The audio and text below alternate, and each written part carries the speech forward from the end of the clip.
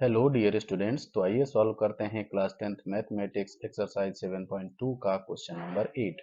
तो सबसे पहले क्वेश्चन को केयरफुली रीड करते हैं। क्वेश्चन है, यदि a और b क्रमशः -2, और 2, हो तो बिंदु p के निर्देशांक ज्ञात कीजिए तथा AP इक्वल टू 3/7 AB हो और p रेखाखंड AB पर स्थित हो। If A and B are -2, -2 and 2, -4 respectively, find the coordinates of P such that AP equal to 3/7 AB and P lies on the line segment AB। Students, question में बताया जा रहा है कि A और B जिनके कोऑर्डिनेट्स इस प्रकार से हैं आपके, जो यहाँ पर हमने एज अ फिगर ड्रॉ भी किया हुआ है कि A और B बिंदु हैं जिनके कोऑर्डिनेट -2 एंड 2 एंड -4 हैं। तो ये जो P बिंदु के निर्देशांक आपको फाइंड करने हैं और P बिंदु आपका रेखाखंड इस AB पर ही स्थित है। और एक चीज और गिवन है इसमें कि जो AP है वो आपकी 3/7 AB के बराबर है। इतनी इंफॉर्मेशन हमको इसमें गिवन है और इतनी इंफॉर्मेशन के आधार पे हमें इस P के कोऑर्डिनेट्स फाइंड करने। तो ये स्टार्ट करते हैं इसका सॉल्यूशन। सबसे पहले लिखते हैं बिकॉज AP आपकी गिवन है। यहाँ पर AP कितनी है?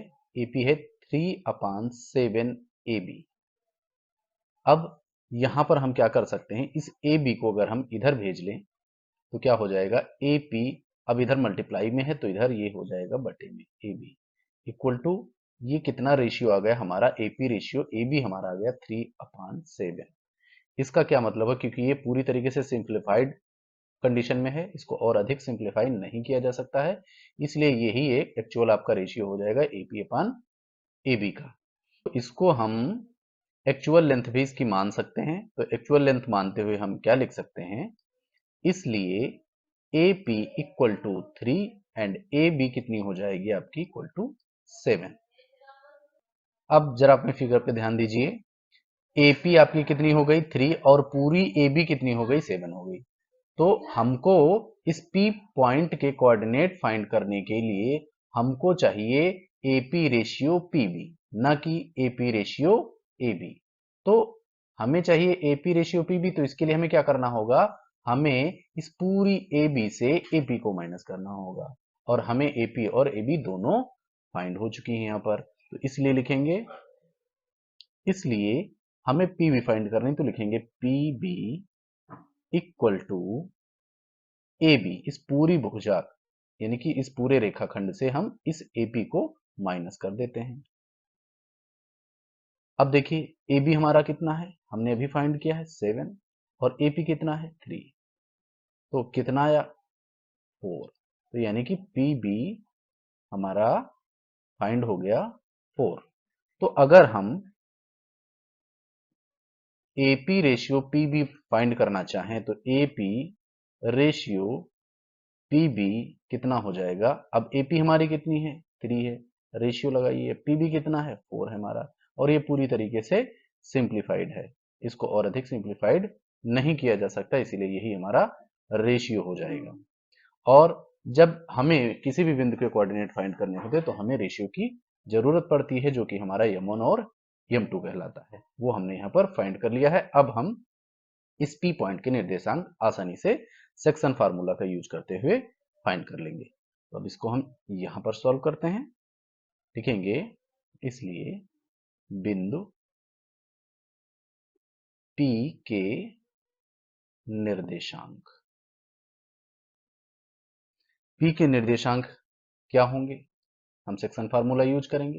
तो x का कोऑर्डिनेट अलग निकलता है, y का अलग निकलता है, तो x का कोऑर्डिनेट निकालने के लिए फार्मूला क्या होता है, m1 x2 plus m2 x1 अपान में m1 प्लस m2, कॉमा लगा दीजिए। अब y वाला कोऑर्डिनेट इधर लिख लेते हैं, m1 y2 plus m2 y1 अपान में क्या हो जाएगा, m1 प्लस m2, ये हमने फॉर्मूला लिखा। अब इसमें हम वैल्यूज को प्लेस कर देंगे। तो हमारे लिए m1 क्या हो गया, हमारा रेशियो ये निकला 3:4, तो m1 हमारा 3 हो गया और m2 हमारा 4 हो गया। तो m1 की जगह पर हमने लिखा 3 इंटू x2 क्या है। अब ए बी के कॉन्टेस्ट में देख रहे हैं तो हमारा x1 ये, x2 ये, y1 ये, y2 ये। तो इस प्रकार से हम लिखेंगे, हमारा क्या लिखना, x2 हमारा हो गया 2 प्लस m2 हमारा 4 है, इंटू x1 माइनस 2 है, बटे क्या हो जाएगा m1 प्लस m2 यानी 3 प्लस 4, कॉमा। अब इस पे आते हैं, यहाँ पर m1 हमारा क्या है, 3 है, इंटू y2 क्या है, y2 हमारा -4 है, प्लस m2 4 है, इंटू y1 हमारा -2, अपान में क्या हो जाएगा, यही 3 प्लस 4। इसको और आगे सॉल्व करते हैं तो ये क्या हो जाएगा, 3 2 जा 6, और ये +4 है, ये -2 है, तो प्लस माइनस -4 2 जा 8, अपान में 3 एंड 4 इनको ऐड करेंगे कितना हो जाएगा, 7, कॉमा लगाएंगे। इधर क्या हो जाएगा, ये प्लस है, ये माइनस है, प्लस माइनस माइनस का आएगा 12, और इधर प्लस ये माइनस 4 2 जा 8, अपान में क्या हो जाएगा, 3 एंड 4 7।